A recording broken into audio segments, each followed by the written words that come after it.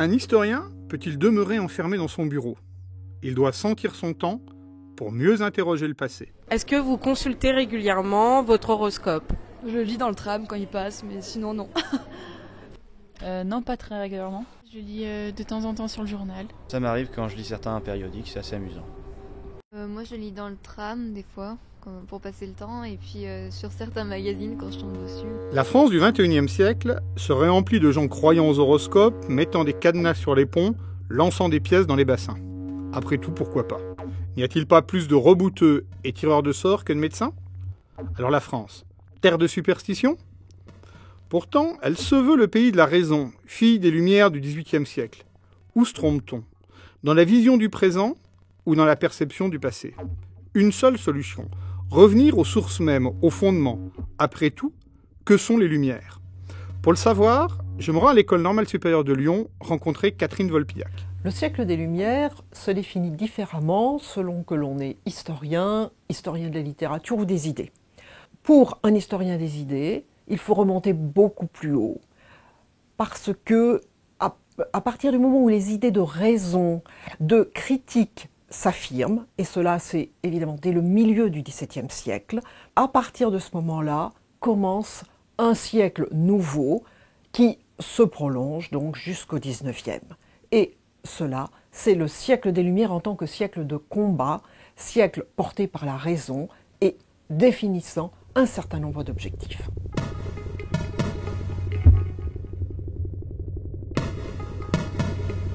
Dans les textes littéraires et philosophiques du siècle des Lumières, le mot superstition revient de manière extrêmement récurrente. Pourquoi? Parce qu'en fait, il s'agit d'une notion polémique qui désigne souvent la religion de l'autre et une religion du passé. Qui est accusé d'être superstitieux? D'abord, les religions non chrétiennes, les différentes formes de paganisme. Et de ce point de vue-là, on pourrait dire qu'au palmarès des superstitions, les Égyptiens sont considérés comme venant en tête au siècle des Lumières.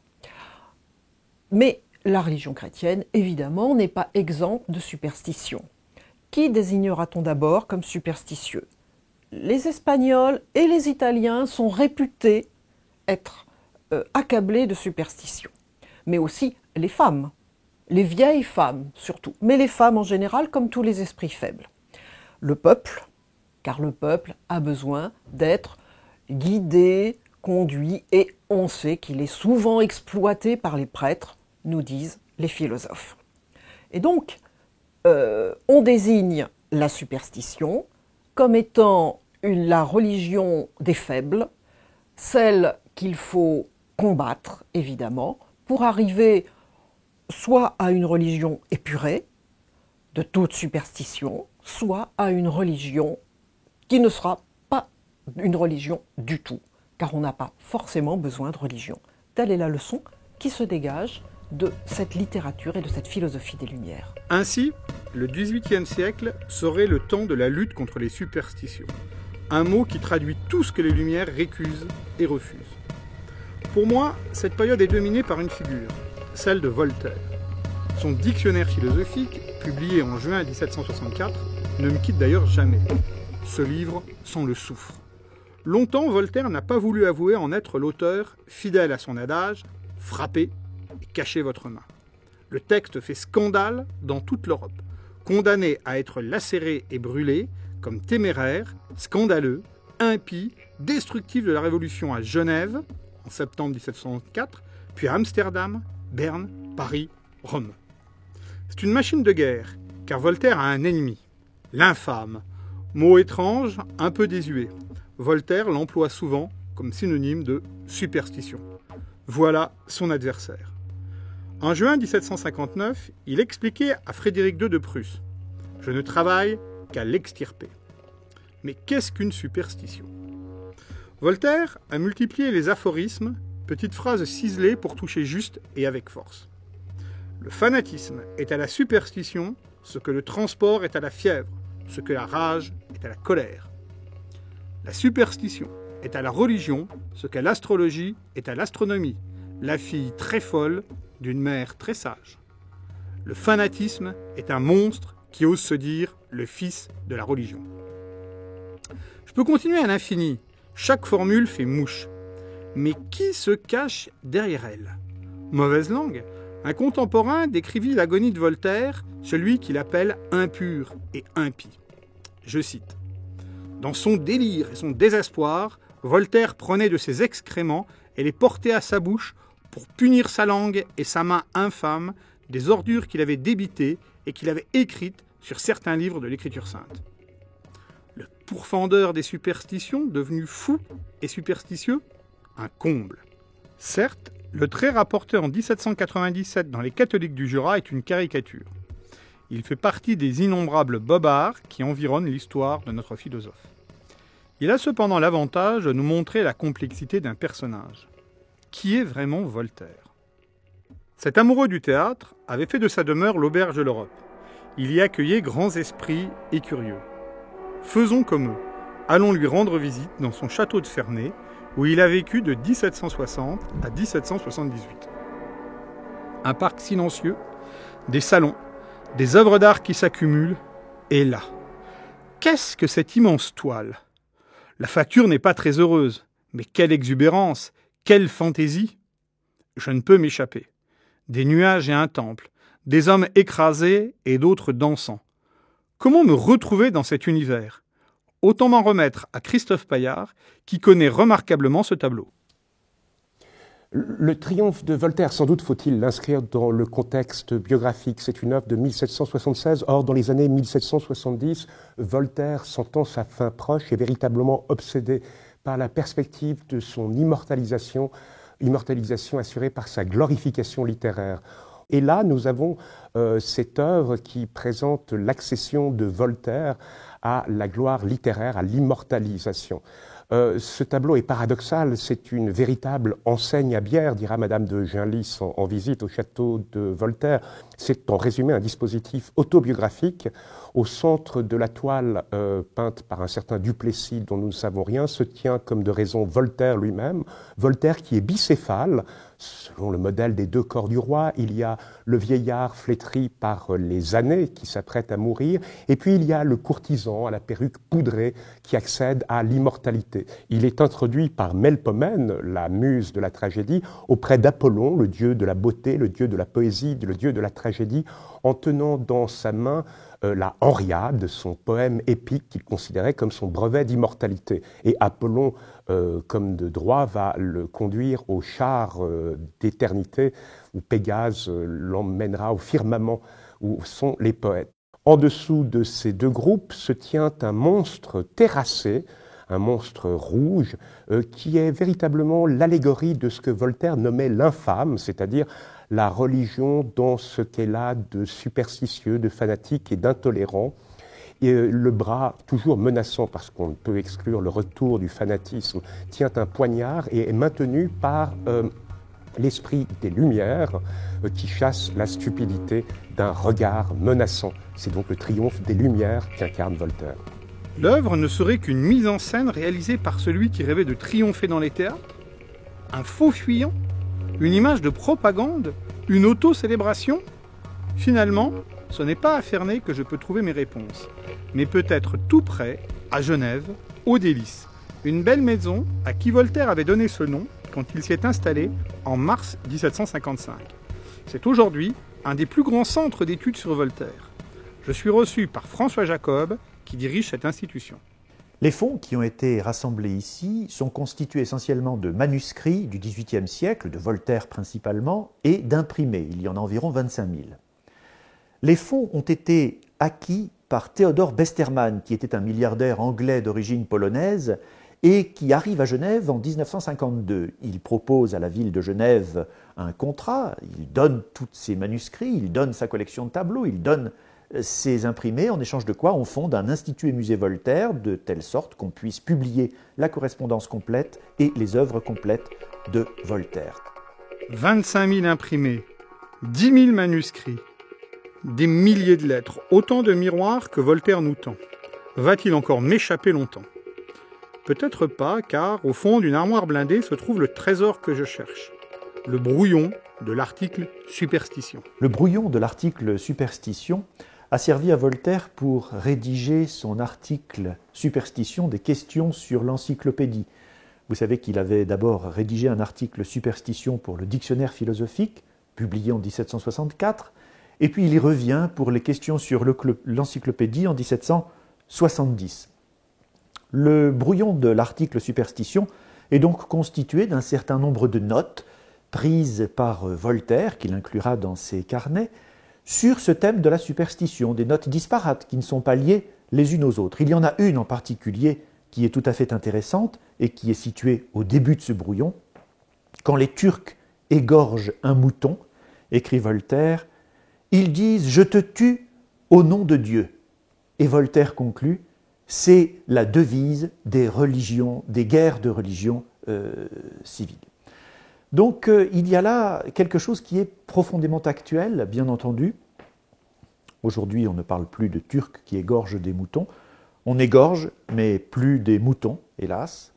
Et cet article « Superstition » pourrait tout à fait aujourd'hui être appliqué à d'autres causes. Voltaire combat les superstitions au nom de la liberté.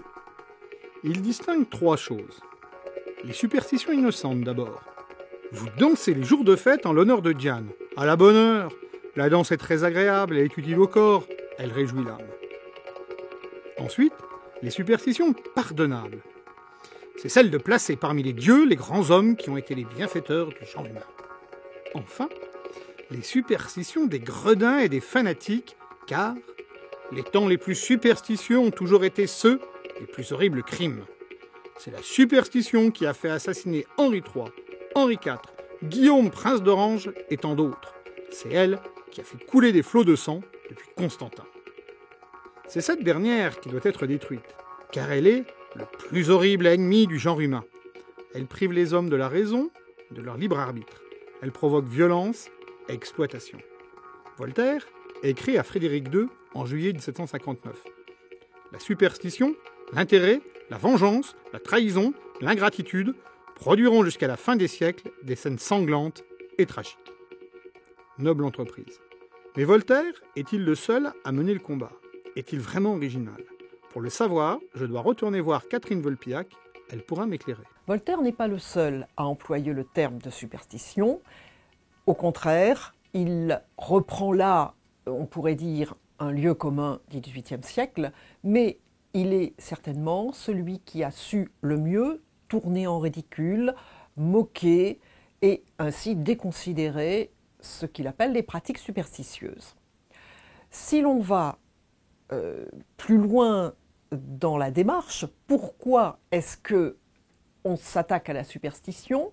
Eh bien, on trouve par exemple la démarche de Montesquieu, qui s'attache à rechercher les causes de la superstition. Car si la superstition est si répandue, il y a certainement une raison à cela, c'est que les peuples y sont attachés et peut-être que nous ne comprenons pas les raisons des superstitions. Il y a donc ainsi toute une gamme d'attitudes, de démarches qui consistent à soit rejeter simplement la superstition, soit à essayer de la replacer dans un contexte et d'en voir ce qui peut en être retiré finalement. Et de la sorte, on voit combien Voltaire incarne le combat des Lumières et comment il a su, mieux que tout autre, fournir les arguments, donner les moyens de récuser, de rejeter cette superstition. Ainsi, j'avais bien raison de m'en tenir à Voltaire. Plus efficace qu'original, voilà une formule qui a la force de la conviction. Voltaire serait grand par son action. C'est ainsi que les hommes de la Révolution le connaissent. Le 11 juillet 1791, sa dépouille est d'ailleurs transférée au Panthéon. Il est accompagné d'une immense foule, magistrats, acteurs de théâtre, élus, mais aussi un peuple d'anonymes. Une épitaphe proclame « Il combattit les athées et les fanatiques, il inspira la tolérance, il réclama les droits de l'homme contre la servitude de la féodalité. Poète, historien, philosophe, il agrandit l'esprit humain, il lui apprit à être libre. » Monique Cotteret me le rappelle. 3 affaires font bien connaître Voltaire. L'affaire Calas, de loin la plus connue, l'affaire Sirven. Il est encore plus concerné par l'affaire Labarre, puisque le chevalier de Labarre est accusé de ne pas respecter les processions, de ne pas se découvrir au moment du passage d'une procession, et c'est pour cela qu'il est finalement brûlé et que l'on met sur son bûcher le dictionnaire philosophique de Voltaire. Donc Voltaire se sent brûlé en même temps que Labarre, qui devient véritablement le modèle de la lutte contre le fanatisme et contre la superstition. L'art de Voltaire ne s'enferme pas dans l'action. Il transforme une affaire en une cause, un événement en une pensée philosophique. Le traité sur la tolérance est effectivement un développement à propos de l'affaire Calas, et Voltaire l'écrit au moment où il se bat pour les Calas.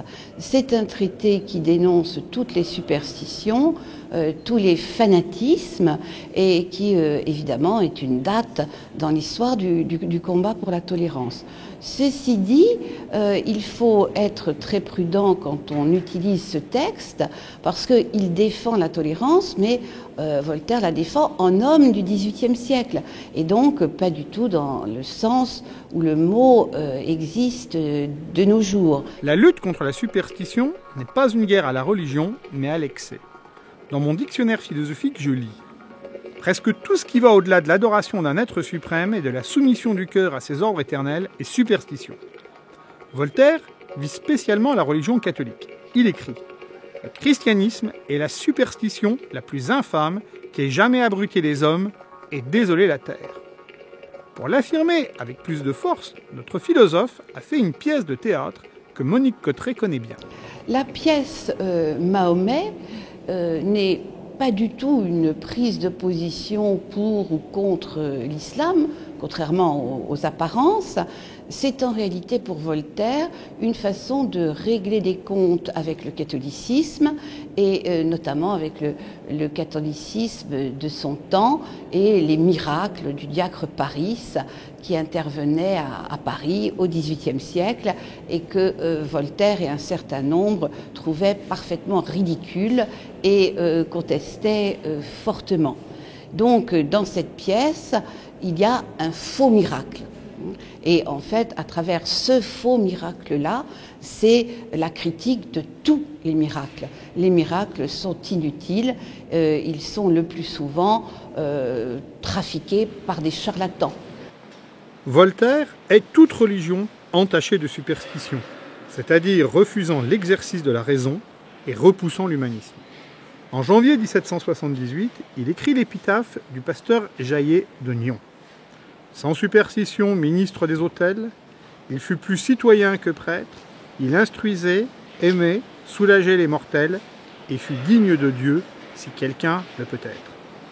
Voltaire professe une religion éclairée, purgée de tout préjugé, une conception bien européenne.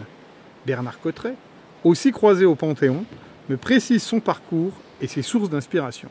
Il est difficile de comprendre l'action de Voltaire en dehors de son contexte international. Voltaire se rend d'abord en Angleterre, puis à Genève et en Prusse également. Et donc c'est dans ces 3 pays véritablement qu'il va apprendre sa philosophie. Alors l'Angleterre tout d'abord. Pourquoi l'Angleterre? Parce que l'Angleterre, c'est pour les hommes du XVIIIe siècle une sorte de patrie de la philosophie et en même temps de modèle de gouvernement tempéré et de réconciliation des élites sociales au sommet. Parmi les choses que Voltaire trouve en Angleterre et qui l'intéressent le plus, il faut parler du christianisme de l'époque, christianisme qui est un christianisme qui laisse une place considérable à la raison. C'est le christianisme de John Locke, qui est auteur, comme on le sait, du christianisme raisonnable. C'est le titre de l'un de ses traités consacré à la religion chrétienne, et donc c'est un christianisme pratiquement sans mystère, comme on va le dire quelques années plus tard, c'est-à-dire c'est un christianisme qui se passe pratiquement de miracles, Dieu gouverne le monde et il le gouverne par des lois qu'il a fixées une bonne fois pour toutes. C'est véritablement le Dieu grand horloger auquel pense Voltaire. Qu'est-ce qui nous reste de Voltaire aujourd'hui? Il est frappant de voir que dans un certain nombre de manifestations qui ont eu lieu en 2015, on a utilisé à nouveau la figure de Voltaire pour signifier le refus du fanatisme et le refus de l'intolérance. Cette image d'un Voltaire d'abord français et ensuite, ami du genre humain et qui diffuse évidemment la bonne parole philosophique, c'est celle que nous avons conservée d'un personnage qui, dès qu'on s'en approche, est beaucoup plus complexe, sans doute, qui est un carriériste absolument ahurissant, qui gagne énormément d'argent, y compris, paraît-il, en investissant dans la traite négrière. Enfin, je veux dire, il faut garder de Voltaire le bon et peut-être ne pas trop se préoccuper du moins bon qui existe également, mais qui est évidemment réservé aux historiens. Une critique? Une image qui se fissure? Comment concilier toutes ces informations? Une fois de plus, je suis ramené au tableau de Ferney. Là doit résider la clé du mystère. Je retourne donc chez Voltaire. L'homme est complexe. Je ne peux m'empêcher de venir revoir ce tableau qui présente son triomphe. Qui est-il vraiment? Un amoureux de mots à double sens? Un combattant pour la liberté? Un esprit libre? Il est tout cela. Il écrit. Il est difficile de marquer les bornes de la superstition. Il est donc évident que c'est le fond de la religion d'une secte qui passe pour superstition chez une autre secte.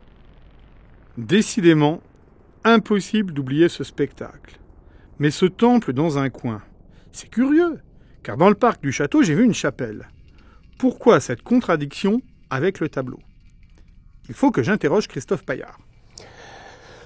Voltairien, dans le vocabulaire courant, est devenu synonyme de libre penseur, d'impie, voire de blasphémateur, le genre de personne qui mange un curé à son petit déjeuner tous les matins. Mais rien n'est plus faux. En vérité, il y a bien un combat de Voltaire contre la religion, mais contre ce que la religion a d'intolérant et de fanatique, et non pas contre la religion elle-même. Voltaire, comme Rousseau d'ailleurs, considère que la religion est une institution nécessaire à l'éducation morale d'une nation.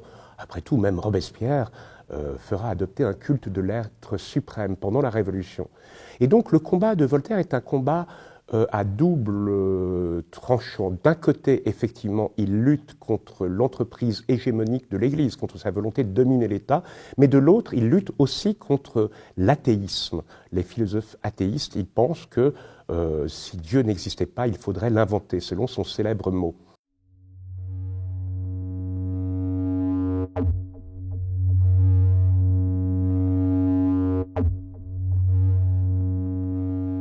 D'une main mourante, Voltaire aurait écrit son épitaphe.